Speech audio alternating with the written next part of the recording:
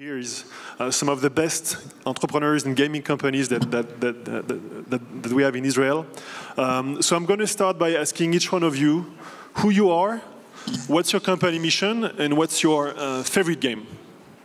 Could be on Facebook, could be out of Facebook, could be on mobile, on Xbox. So let's start with Yuri from Playtika. Okay, hi, I'm Yuri Admon from Playtika. I'm VP Platforms from Playtika. And we are a gaming company. We operate on 12 platforms today. Our main platform is Facebook. We create various gaming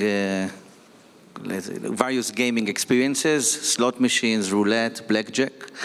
And my favorite game today is Clash of Clans.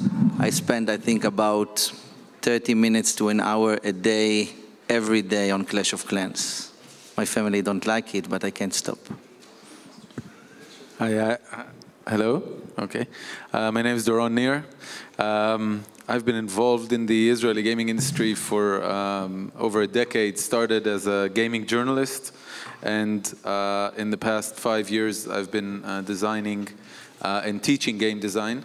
Currently, I'm the CEO of a company that actually doesn't do games. We're doing something in the mobile space.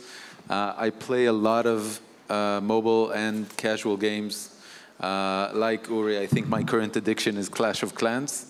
I used to spend a little bit more than an hour a day. It was probably more like 3 to 4 hours. But now I'm on remission. So I have doctor's orders not to do more than 30 minutes a day, and there's a whole process. So, but I'm gamifying this process. So I got 20 remission points from Clash of Clans.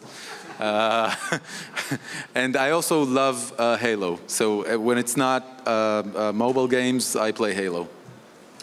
Hi, can you hear me? Yes. Hi, I'm Shaul Olmert. I'm a co-founder of a new company called Play Changer Media. And we are developing a new breed of games that are content games, games that are based on content from the real world, content from different affinity verticals, such as sports, music, cinema, and other popular verticals. For the past 15 years or so, I've been intimately involved in the creation, design, publishing, distribution, and first and foremost, playing of many games. I really love playing games. My favorite game at the moment is hide and seek. It's a game I play with my 3-year-old daughter. Ever since we moved to a duplex, the game has really evolved because there are a lot of hiding places, and the game gets pretty dynamic. And after my daughter goes to sleep, and it's only me and the PlayStation, I play other types of games too. My name is Yuval Sapir. I work for Yahoo. Together with Doron and other people, we founded about a year and a half ago GameIS. It's the Israeli Game Developers Association. It's a non-profit dedicated to turning the Israeli game developers community into an industry. We've seen quite a few new game developers in Israel in the past few years, and we really want to make this into an industry. I formerly was the CTO of a game studio, a social game studio named Imba Games, who did 2 unsuccessful games to Facebook, moderately successful. And games that were ahead of their time. Yeah, games that were that are still ahead of their time by years. And I enjoy playing Portal and Farmville 2. Zynga's Farmville 2. I said Zynga. He said the word. He said Yeah, Zynga. Zynga, we have to. Zynga. Okay. So we have to drink every time there's a Zynga. We have this drinking game. This is a 3-year tradition. This is a long-standing tradition of DLD Israel gaming sessions. Yeah. Games and whiskey go well together. Exactly. Evidently. But I just want to comment. I say I don't buy that, Yuval. I think when Yuval is saying that he really likes Farmville 2, it's kind of like a famous chef saying that his favorite food is really carrot or something like that. You're just trying to be like, More like a common people, but we all know you didn't mean it. Yuval does not like Farmville 2. Nor does anybody else who is really passionate about games. And he's in retrospect, he takes it back and he apologizes for ever bringing it up. I was misquoted. Let's just my words were taken out of context. Yuval. No, I never said I like the game. I said I play it. I don't have a choice. I am addicted. I cannot stop. Please help me. You're raising a farm for your daughter. Say the truth. You're raising a farm for your daughter. Okay. I'll be good at it. My name is Yossi Taguri. I'm running a startup called LabGoo, and we created a game, a very, very stupid game that will make you look very, very silly. It's a voice-activated game. You basically do and there's a spaceship going up, and you shout "pa," and it shoots. And we did it because of this guy who made the Global Game Jam, which is a weekend where you build a game from nothing, from scratch. And we did this game, and it was very, very successful. And my favorite game is Combat. If you ever had an Atari ST with a cassette, they had that game bundled. I didn't have money to buy any other game, so I played it for hours. This is my favorite game. Sam? You should have spent more. Atari went bankrupt today. Yeah, today? Yeah, today. I'm Sam Glassenberg, in addition to being the DLD panel bartender. Just in case, Israelis don't speak frankly enough, this ensures that they will. I've spent my career at the intersection of games and movies. I started out at Lucasfilm flying spaceships for Star Wars video games. Then I spent a few years at Microsoft managing the DirectX team. We were in charge of making sure that future game platforms can make games look visually impressive. And then 4 years ago, I left Microsoft and moved to Tel Aviv to join Funtactics.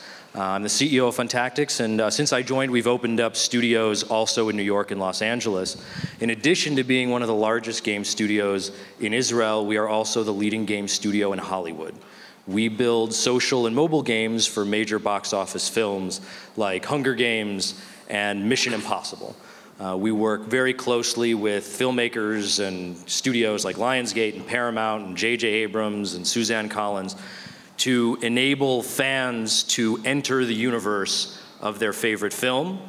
And what we're actually doing is we're extending these universes, adding characters, adding environments, adding story inside these games, and we're taking platforms like Facebook and we're bringing them, in addition to creating successful games, we're turning game platforms into storytelling mediums.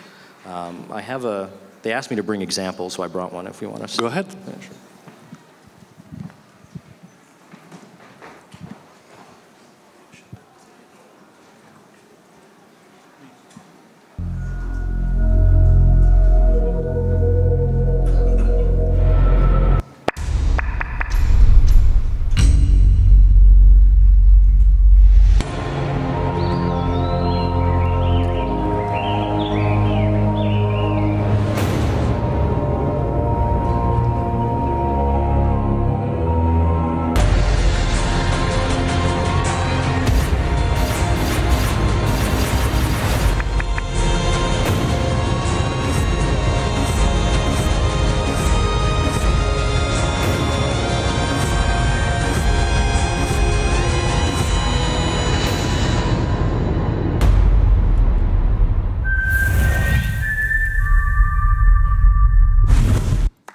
Nice. So people can play that on Facebook. And iPad. And iPad. So a few months ago, the Facebook team was in Tel Aviv, and we had a gaming event. And we actually saw that we could get 200 developers at this event. And actually, 500 developers showed up. So it was the biggest platform event Facebook ever had out of the US. And when I was speaking there with the team, I told Yossi that if you take the top 10 gaming partners that Facebook has in Europe, actually half of them, 50% of them, are based in Tel Aviv. I'm talking about companies like Playtika, like Plarium, DWIP, Mytopia. So there's definitely something going on. And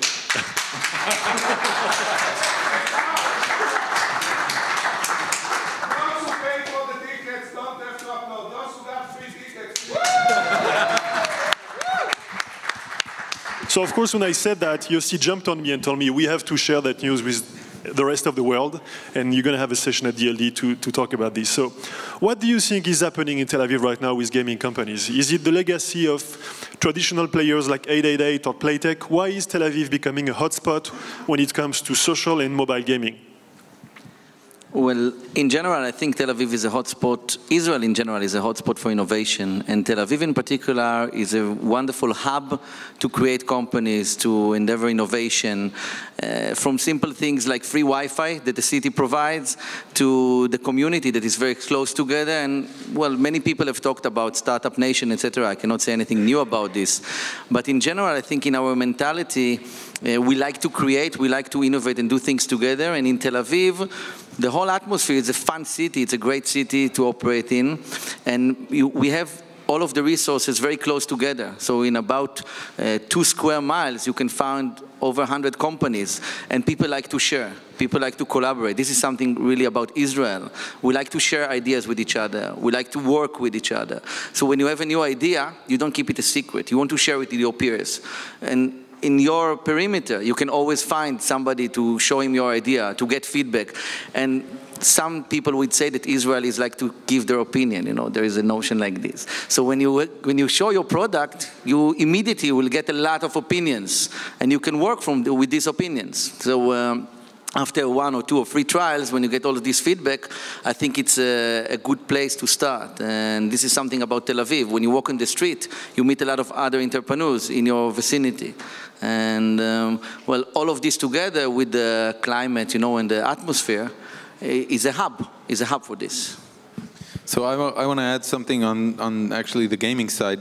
For a very long period, and this is true for me at least as a kid growing up in Israel, there was no gaming industry in Israel, and the center of the gaming industry was either in Japan with companies like Nintendo, or the US, Atari, and basically the ecosystems that these companies built, Sony, PlayStation, Nintendo, Microsoft, were very closed. It was very hard for Israeli companies to penetrate and have games that would go to these platforms. The past 5 years, probably maybe a little more, really ushered the age of open platforms, open gaming platforms. And once that happened, you know, I know a ton of developers in Israel that worked in security companies and communication companies, but would have loved to work on game companies if the opportunity was there. Open platforms enable that. And so there's like a flood of guys that just say, okay, I'm going to leave my job at Nokia or Symantec or whatever. I'm just going to go and do a game startup. And that's happening all the time right now. To add to that, I would say that it's not just an issue of the fact that the barrier to entry is lowered, but I think on these platforms, Israel has a unique competitive advantage. Over the last few decades, we've seen in the games industry, building games for consoles like Xbox, every year they get more and more expensive, take bigger and bigger teams, hundreds of people, tens of millions of dollars, as they become more and more like gigantic feature films. What's happening with these platforms like Facebook and mobile is it's not scale that's important, it's agility. And your ability to bring a high-quality game to market quickly and iterate quickly with the community. And this is something that Israel is much better at than traditional game studios that have been building up for console development. And that's why not only is this, the first time we're seeing a rapidly growing Israeli games industry, we're actually seeing Israeli companies, in addition to being successful, they're leading. I would say that we have to separate between 2 types of game companies. The game companies that Julien referred to that are so successful on Facebook and mobile, they're not, I wouldn't call them game companies, no disrespect. I think they're doing a great job and they're making, a hell of a lot of money. But the core essence that they have is not the ability to create narratives, to design characters, to create storylines and IPs. Their core competency is performance marketing. And in a way, they can translate those skills. Let's just say that Playtica's future expansion is more likely to be Forex trading than it is, likely to be a game like PA. Okay, so there are those small companies that are creatively driven, and all those people that grew up playing games and really want to be part of the game industry, and this is great. But the companies that are that you refer to that are the money-making machines are really different kind of companies. They are very sophisticated marketing machines that know how to acquire users, how to optimize the user experience, and cater to users using targeted campaigns, and do a lot of iterations of those in a very smart way, because they are managed by smart people who understood the game of marketing. You have to remember that there's a huge cultural difference between Israel and the market. The market is not in Israel. The Israeli market is insignificant. And we want to develop games that will be used by Americans, by Europeans. And it's much more difficult for us. And when the game is mostly focused around content, like the more traditional games, this disadvantage is huge. When you take games that are more focused around technology, we have a huge advantage. And the second thing is we're really good at failing fast. This is a lean startup concept that we embraced long before lean startup. We're really good at failing, and we're really good at failing fast.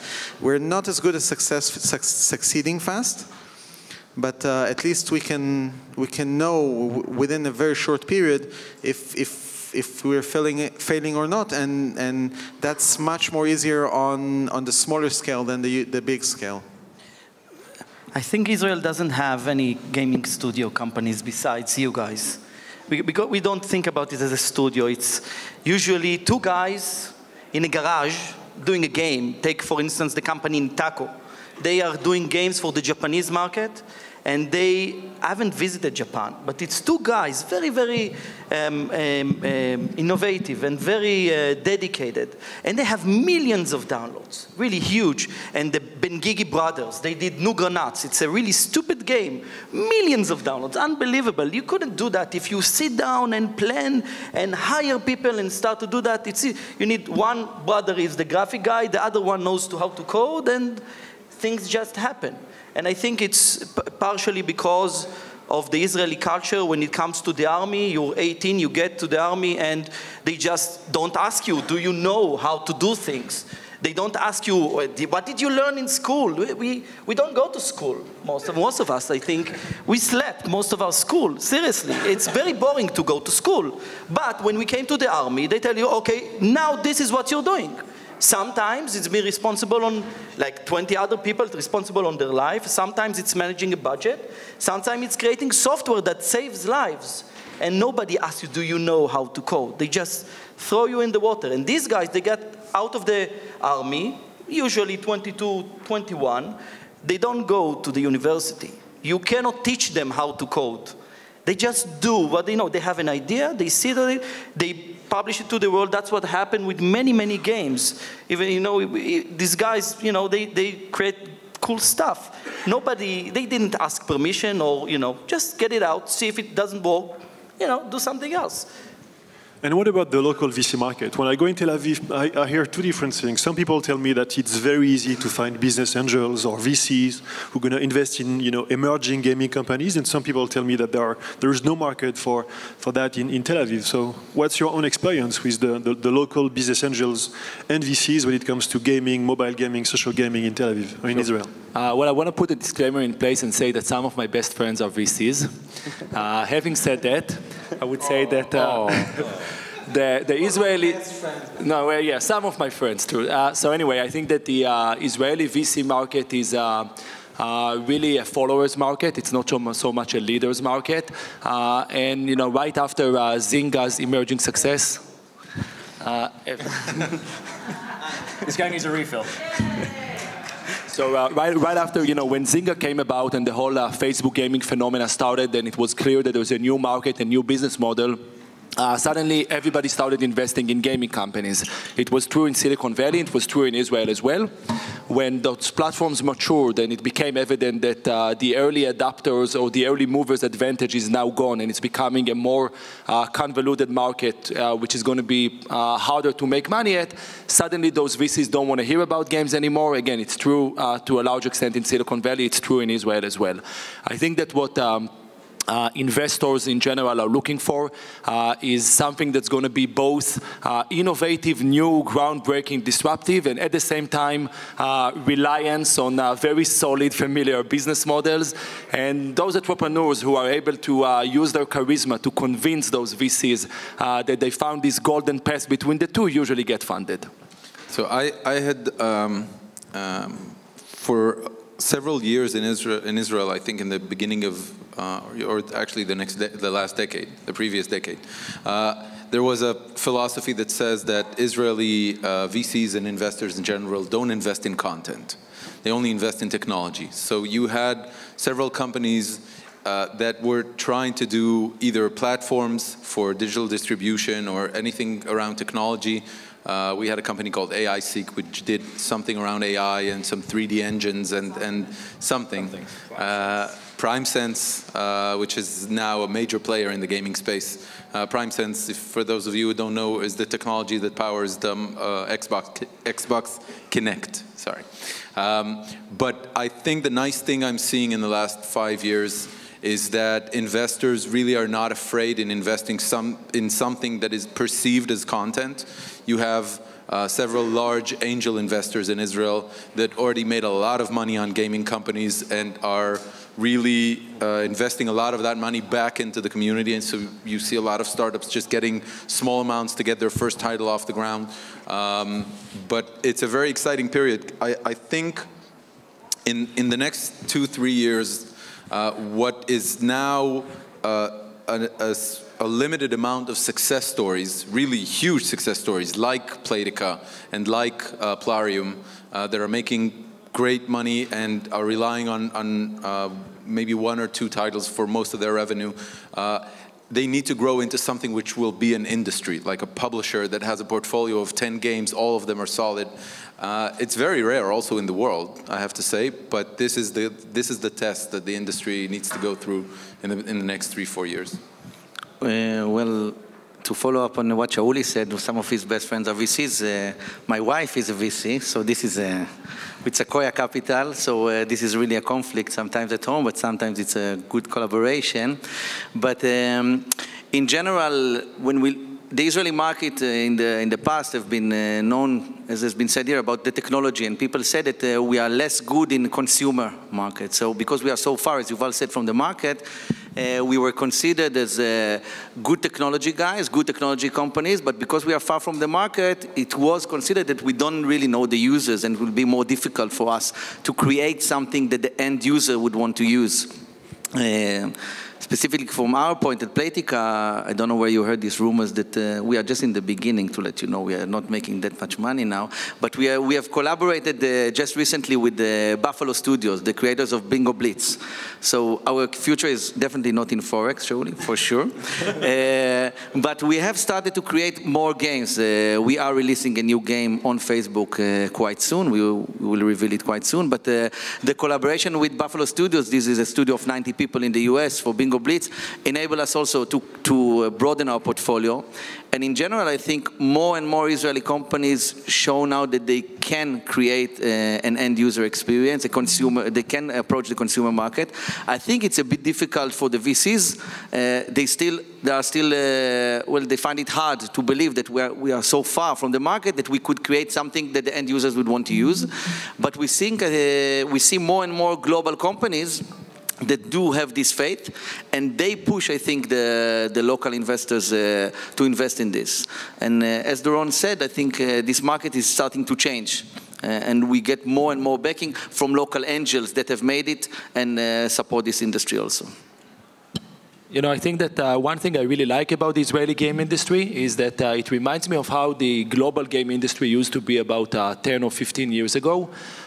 When it wasn't clear how do you make money off of games, or very few companies actually made money, but the people who created games were people who were fully committed to games. These were gamers that knew that their life mission is to create games, and they hoped one day to make money, but until they figured out how to, they just did it because they had to, because they couldn't imagine themselves doing anything else. And if you would go to the large game developer conferences 10 or 12 years ago, they were smaller than they are today, significantly smaller, and the people people there were, all looked like character from a video game or a comic book that came to life, and they were really into it. This was their passion, and I see that passion in my respectful colleagues here, and in general in Israel, I see a lot of young, innovative game companies, but it's early days, and there needs to be a lot of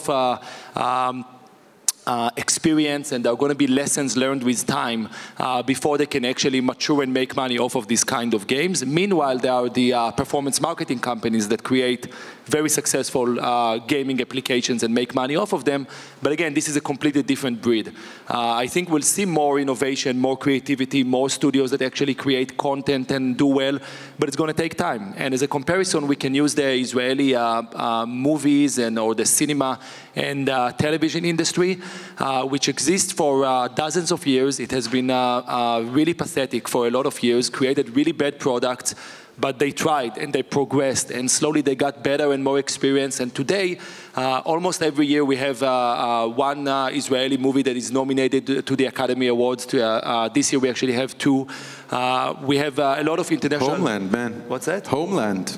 We have, exactly. One of the top shows in the world today came from Israel. Homeland was originally created in Israel. So, are we an empire of TV content creation? Not quite yet, but, relatively to the size of the population and size of the economy and everything else, we are definitely showing a lot of growth and a lot of potential. I think the same thing will occur with games as well. It's just going to take time. I totally agree, and I think we're seeing this change right now. We're becoming more professional, because if you look back like 10 years ago, there was no university that taught game development or game design in Israel.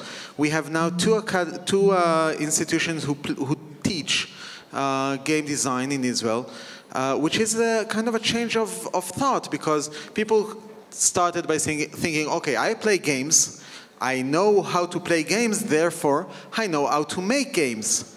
This is a total fallacy, because making games and playing games is totally different. I really like watching movies. I have no idea how to make one. So the community matures, and we're becoming more and more professional. VCs and other investors, but mostly VCs, they like to know their chances. They take a look at their possible investment, and they want to add some kind of value by saying, okay, I think this will succeed.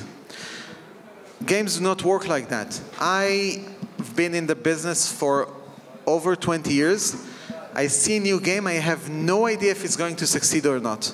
And this is the more common thing. And right now you're starting to see companies who say, okay, I'm going to try out 5 games. One of them is going to fly. That's enough. And this is something that the VC is able to invest in, because the VC understands, okay, you're going to try 5 times, maybe one of them will succeed. This has that and that chance to become so. And this is part of being more mature.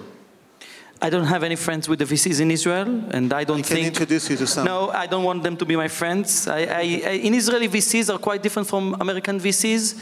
Israeli VCs do not like to take any chances. They want you to show them the money. But startups, small companies, cannot show you the money on day one. So I think this is there is a huge investment opportunity for foreign investors.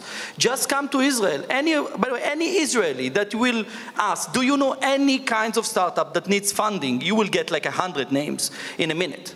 And this is a huge opportunity for foreign investors. And so we need your money. I think there's a little kid in the audience that would like to ask a question. Yes. Yes. For half an hour, you are telling us that instead of working, you are playing games. And how you want to attract investors?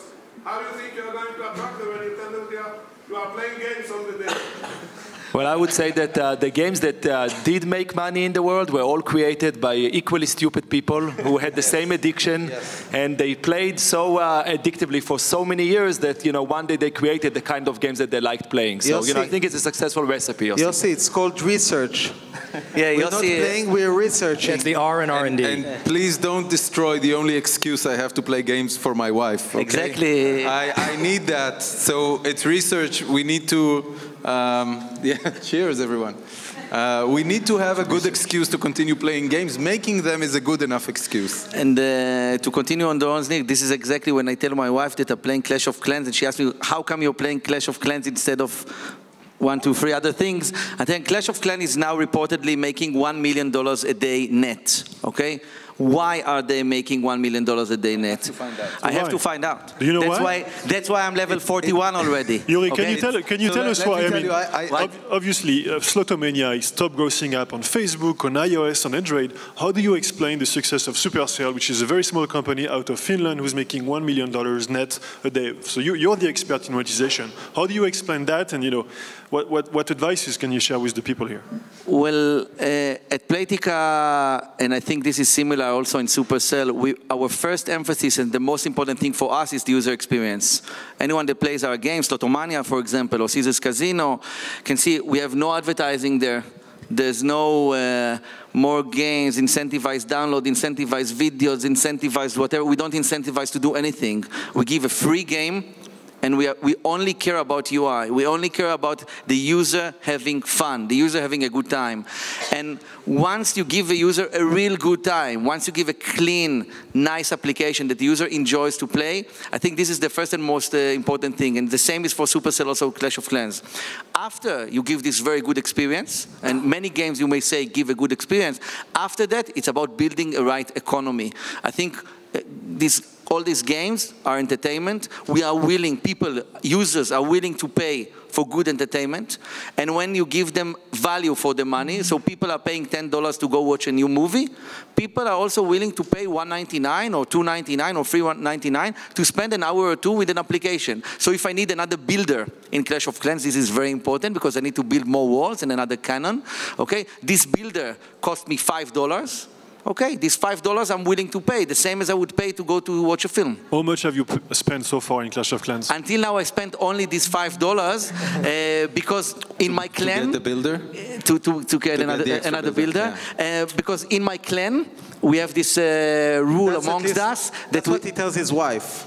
Only $5, that's it. Let me tell you, I spent hundreds of dollars on applications. I spend hundreds of dollars on applications, the same as I do on DVDs and on going to watch movies. This is entertainment. I like this kind of entertainment. The same as I spend a few $100s on tablets and on smartphones. These are my entertainment devices. And I'm glad to spend this money on good entertainment. In my clan, we have a rule not to spend more than $5 until you reach level 50, and I have to respect my clan members. And is it per day, or? No, totally. Until now, I spent $5, but honestly, I would spend with them. They deserve another $100 of my money because I spent so much time with these people, with Supercell. They gave me so much good time until now that if they would put a donate button, I would donate. I would donate. But to your question about monetization, first of all, I think it's also about luck, of course, especially in our case. But secondly, after luck, it's about giving a good user experience. It's about giving the user a feeling that you care about him. It's not that you came here to take his money. You came here to give him an experience. You came here to make him have a good time. And after giving a good time, I think all of us would agree that if somebody is really giving you a good time, you are willing to pay for this 99 cents. It's a fair deal. So I want to put two comments or add two comments about Supercell just to put things into perspective. Supercell started as a company whose strategy was to build hardcore games on the browser. And they started with their first game, which was called Gunshine. It was launched in 2009. It was a miserable failure. They threw, I think, more than $2 million on the development of that game. It was beautiful. It was Flash-based 3D engine, something like a post-apocalyptic shooter, really beautiful, but was a terrible failure, and they tried to twist it to make it something with zombies, but eventually dumped it altogether. And then they switched their strategy. They raised a lot more funds from good partners like Excel and GameForge, and they raised like $14 million. And they adopted a strategy of tablet-first gaming. But what I think they did, which was more important, is they stopped doing games that try to innovate on gameplay or on content, but instead they did what I refer to as a better clone. There are two games that generate together the $1 million. Our Clash of Clans, which is a strategy game, very similar to games like Backyard Monsters, but only with the specific metaphor of these clans combat. And the other one is Heyday, which is a Farmville type game by Zynga. So we don't have refills, but okay. Imagine that I'm drinking. And I think when I talk to students of game design and they talk to me about creating a very innovative game and they want to do this and they want to do that, I tell them that the best way to sustain a career in the gaming industry is to make a better clone. And I think from the perspective of Clash of Clans, which I play very often, the experience is unbelievable. I mean, it loads in like 2 seconds. It's super fast. The PvP is smooth. The art is fantastic. I never lost any data. The game never disconnected on me. So it's a very solid technical background there. So some people say that about Israeli developers. They say that Israeli developers are good at making better clones. If I take the Playtika example or Mytopia, these two companies got acquired, and there's now an army of local gaming companies trying to do slot machines and bingo games on Facebook. Now there's Splarium, who's exploding, and everybody's trying to do mid-core/hardcore games. Do you agree with that vision, that Israeli entrepreneurs are good at doing better clones? I mean, I think it's certainly correct in many cases, but we have many exceptions, and that's growing. If Funtactics built clones, we would not, there is under no circumstances would Bad Robot say, hey, take, Mission Impossible, right? This, Paramount, the jewel in the crown, this amazing, huge property, and make a Farmville clone out of it. The reason why we have the reputation that we do, and we get and we're brought in by filmmakers to do what we do is because we're innovative, and we're innovative in gameplay, and we're innovative in storytelling. And this is what this is why the filmmakers come to us. They want us to find new ways to reveal content in the game, new game mechanics that align with the themes of their movies. Like with Mission Impossible, you can assemble, the whole theme of Mission Impossible is assembling a team. In our game, you can assemble teams of your friends and go on missions, and you assign people to different tasks, and you're the muscle, and you're the hacker, and you're the communications guy, and then this guy takes down the boss. And these are the kind of things that, at least in our case, we're not hired because we can generate a high quality clone. We're hired because we can create a new way for the creators of the IP to extend their story onto these platforms. I want to add on that, because I think, first of all, doing clones is of course legitimate, but it's a bit sad, because it's not, I think it doesn't bring out the best of you. Man, why is it sad? I have to interrupt here. Go ahead. The entire movie and book and theater industry is based on the concept of making a better clone. And you go to see a romantic comedy.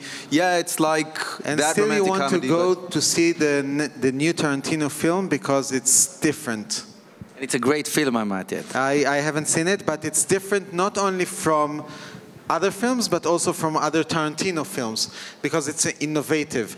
And I think that you can look at it, in Israel, you look at it at both levels. There are the big players, which are doing definitely innovative games. And more than that, I think the small players, the two-people team, which Yossi mentioned a few, and there's a game called Rope Rescue, which is by two guys from Israel, and it was distributed by Chilingo. and it made the top 10 iOS, paid, and it was a success. And there are Nuggranats, which is basically, I assume most of you haven't heard about Nuggranats, but I want to describe the game for you in 15 seconds. You're playing a squirrel that is breaking nuts with his head. Okay, you jump up, you hit the nuts with your head. What do you call the? It's a nut. No, the thing around the nut, the shell. The shell fall off, and then you can eat the nut. I haven't seen anything like it. I don't think it's a clone of anything I know of, and it's very successful. It made it into the Play market. It made it into the all markets, all app stores. It was featured in all app stores. It was really successful because it was innovative. Everywhere you see clones are part of this industry, and it's definitely good. But I think the real strength is in innovation. In Israel, definitely. I want to comment on that. I think that a few glasses of whiskey ago, I vaguely remember that we said something about how the open platforms create an interesting opportunity for Israeli companies. I think it's true because the barriers to entry are relatively low. Whenever a new platform emerges, like Facebook really introduced the integration of social features and community features into games, and then iOS games created the opportunity to use your camera and your contacts list, and other phone-related, your GPS, other related phone-related features into your game. So whenever a new platform emerges, there's the early wave of adopters who are able to capitalize on those new advantages and create experiences that are really intriguing to users. Much like the first few games on Wii were extremely popular and really created, beyond the gamers market, a real cultural phenomena that everybody spoke about because it created a new type of interaction which was interesting.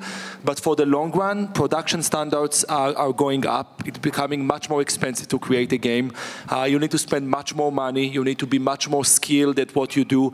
And then innovation can be one of those tickets. Then, just creating a well-executed clone only gets you so far because guess what? There are hundreds of other studios who are also creating well-executed clones. And that's where you need to bring your edge. You need to bring some sort of special creativity, some sort of special talent. So, I agree to some extent with Yuval that, for the long run, you cannot live on clones. But I think that for the short run, while you're trying to establish a team that learns how to create a narrative, that learns how to manage a community, that learns how to manage an economy, and all the other skill sets that fall into this complicated creature called a game, then you may as well not challenge yourself to do the most innovative thing from the get-go. It will be a good practice to start with things that give you some challenges, but also help you out by taking some challenges off of the table. And then once you master those and become better at what you do, then by all means you should push the envelope and try harder on the creative front as well. To follow up on what Shaul is saying, I completely agree. And let's say in our territory, which is mainly slot machines, as you know, we finished 2012 this #2 top-grossing game in the world in the iOS, second top grossing in the world, and we were in the top 10 in Facebook also. And everybody can create a slot machine. There are thousands of slot machines around the world. And I can tell you from our company that innovation starts also in the very little things, okay? So it's about taking very quick decisions. It's about letting yourself try. It's about also admitting your failures and changing very fast. It's about going to new platforms. We operate now in 12 platforms around the world. We started working with VK and Odno, with Melru, with Yaumo Bage, with Spiel Games, with Amazon, for example. And when we entered the Amazon Kindle market, many people said it's a waste of time. It's too small, it's US only, it's tablet only, etc. But I think innovation starts in every business decision that you take, and also about allowing yourself to try and to fail and then to correct.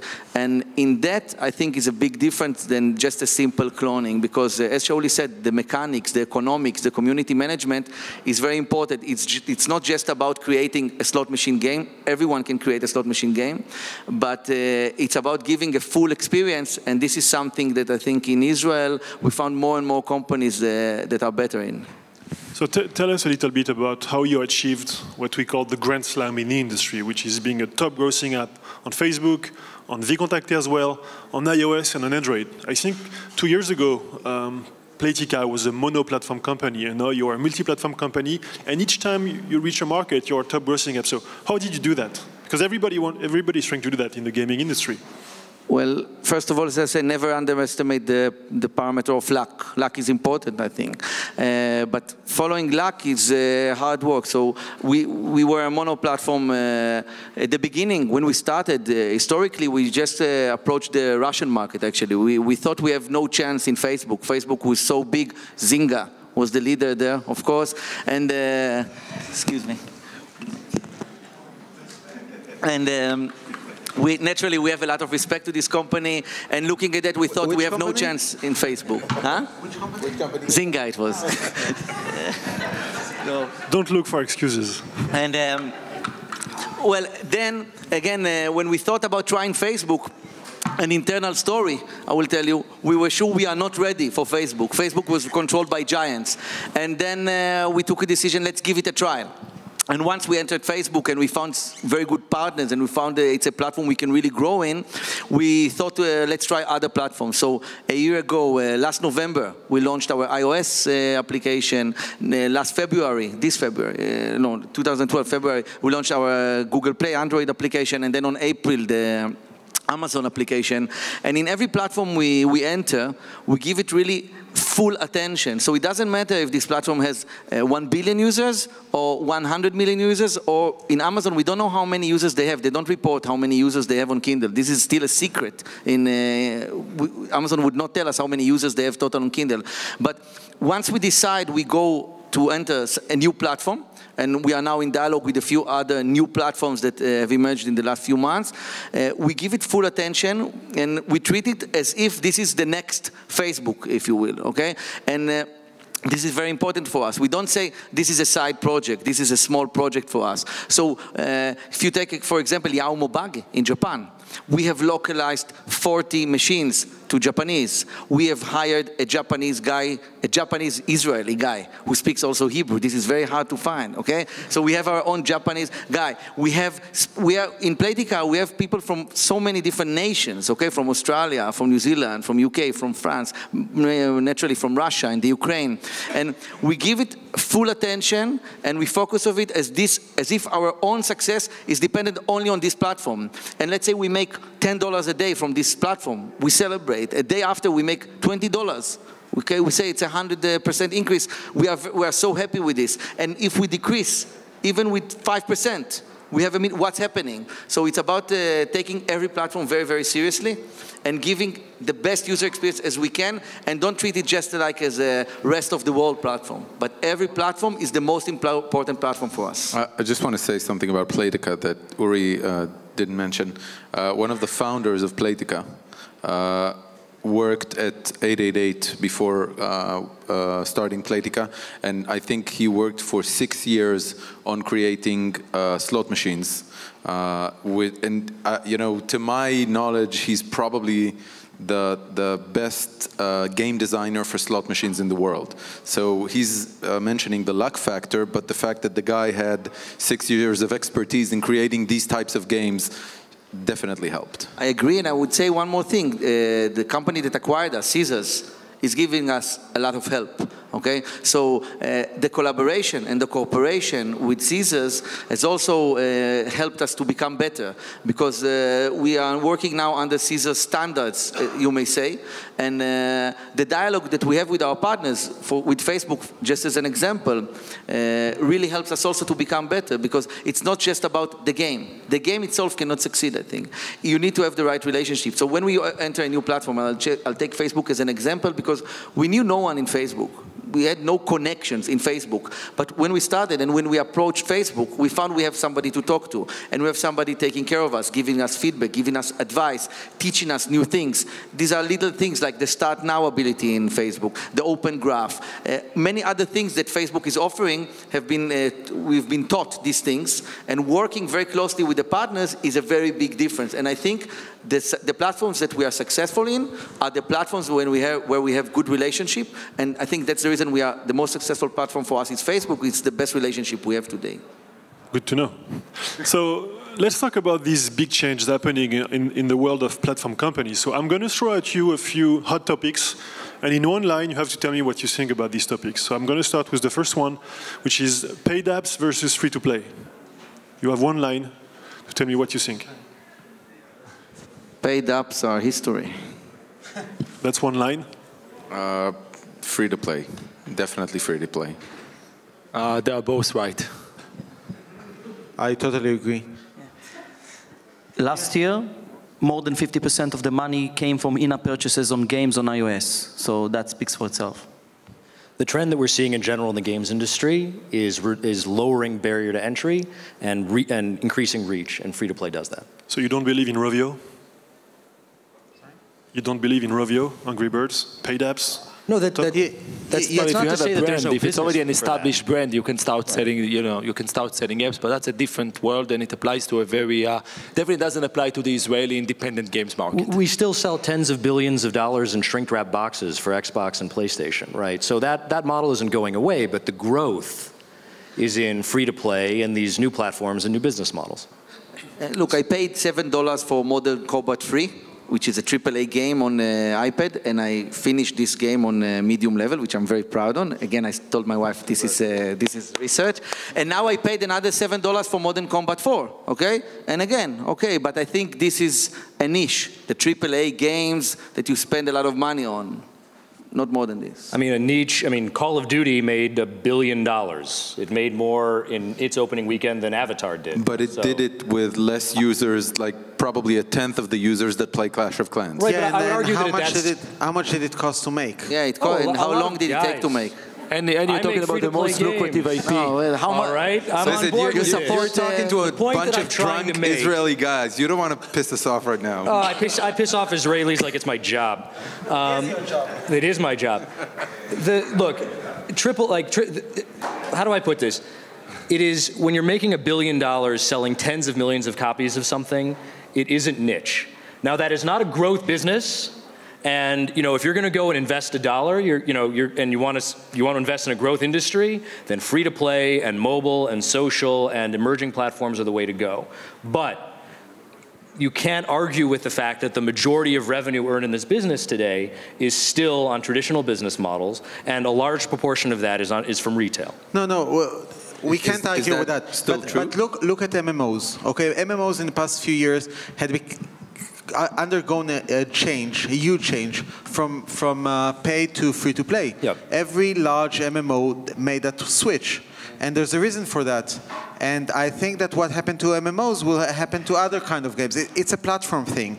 You cannot sell games on Facebook. It's technically impossible, which is why Facebook games from day one were free to play, and this made games like Zing games.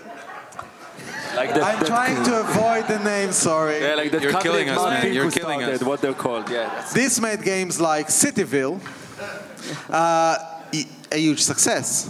Okay, because they found a way to make profit without selling the game, and they made a totally new one.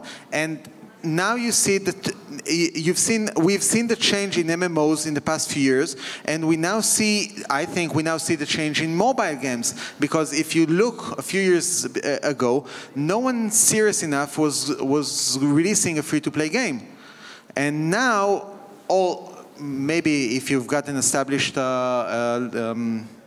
IP like Angry Birds, okay, you can do that. But everyone else is looking at free to play. I think, in general, you can't analyze a trend by looking only at the exception, the market leader, and forget the proportions. So even, when we talk about a studio like Rovio, they created Angry Birds for like $100,000 and made hundreds of millions off of it. But before that, not that it's not profitable still, but before that, they made dozens of other games that were a complete failure, had to restart the company a bunch of times, sell their houses, businesses, mortgage their 58 kids. times. 58 times. So just to say, it's not like, the cost of Angry Birds was not $100,000. It was millions of dollars along many years that eventually led to that little project that actually pushed the envelope. Same goes for Call of Duty. You're looking, now they're releasing Black Ops number 17, and it's immediately making $1 billion. But, Call of Duty is one of dozens of IPs which, dozens of millions of dollars went into and failed. And, that was the one that was successful. It took many years to establish. They acquired a studio for a lot of money. So just to put things in proportions, for every such anomaly, there are hundreds of other failures, and that's part of the calculation as well. So second hot topic, iOS versus Android versus Windows Phone. Why versus? You can do all of them. That's the magic of it. You should do all of them, and you should do also Facebook, and you should do any other platform you can do. You should pick up a development platform that enables you to support as many platforms as you can, because your users are right now on more than one platform. Nobody is playing only on iOS because he has Facebook and he has, I don't know, web games, and he's not going to stop just because he got home. Sam, ex-Microsoft guy, should developers target Windows Phone? And I'm an ex-Microsoft guy myself.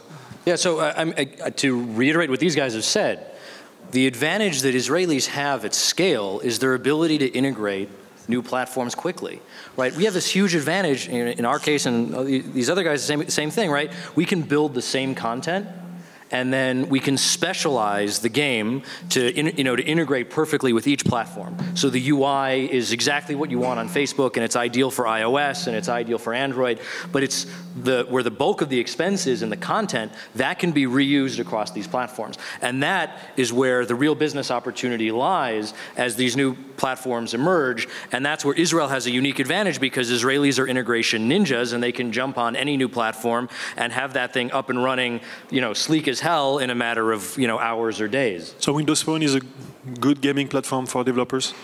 Microsoft has a great track record for building excellent gaming platforms. I have no question in my mind that the technology it's built on makes it very, is a great platform for building games. The challenge they're going to have is market reach, and especially now, where in phones, when you're selling a game for 99 cents, or you're doing 99-cent microtransactions, where a small percentage of your audience are spending money, it's a volume business. And you make that up on scale, you make that up on volume. And so targeting a platform that doesn't have a lot of, a large audience is a challenge unless you can reuse your existing content. I wouldn't build a game specifically for Windows. We talk about platforms, and we only care about, different variants of mobile handsets, whether it's, Android-based or iOS.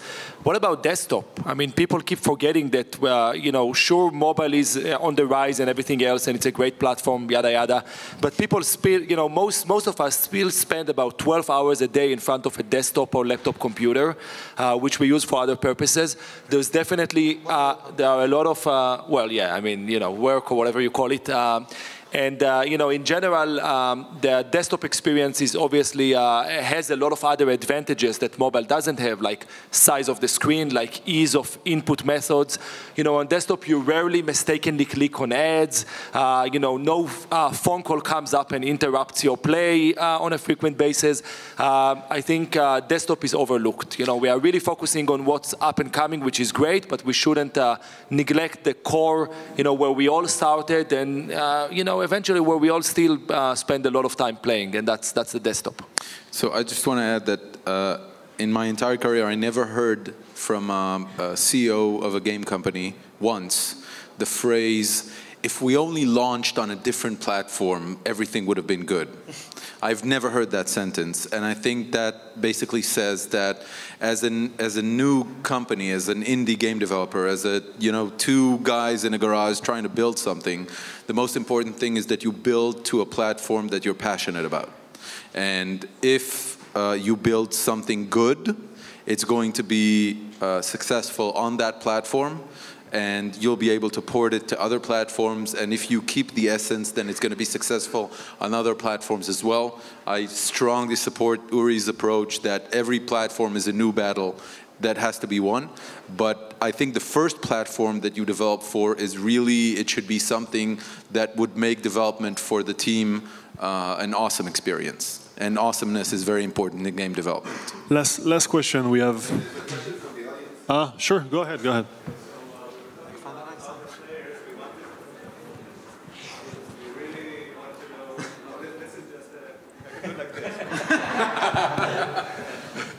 Oh, now it's working. So you were talking a lot about the future of the gaming industries, and I wanted to find out what is your view about companies like Zynga, because if you look at the stock of Zynga, you see that the market doesn't think of Zynga what they used to think of Zynga before the IPO of Zynga. So if you can elaborate a little bit more about Zynga, we would really appreciate it. That's a great question, by the way. That company you talked about, what was the name of it? No, it's a good question. Actually, I think that regarding that company, that nameless company, their huge asset is their user base. Definitely, they acquired a lot of users, and they acquired it when it was significantly cheaper than acquiring users today. And they keep on using that user base, and they're doing that magnificently. But that takes you only so far, and that's why you see their decline. So I would say the opposite. I think their biggest asset is the cash they have in the bank from the times they still created engaging games. Right now, they have a lot of users who don't want to play their games, and look at their financial reports. They have to reacquire them all the time. Essentially, they already overused all the leverage they used to have, and kind of ran out of this benefit. They don't want to play the games, but they do. I want to wrap this with one sentence. Every conversation about Zynga that I ever had always ends up with the sentence, "Don't pity Zynga." Okay, so let's not pity Zynga. So it's going to be the final word. Thank you very much for your participation. Hope you enjoyed it. Thank you. Thanks for coming.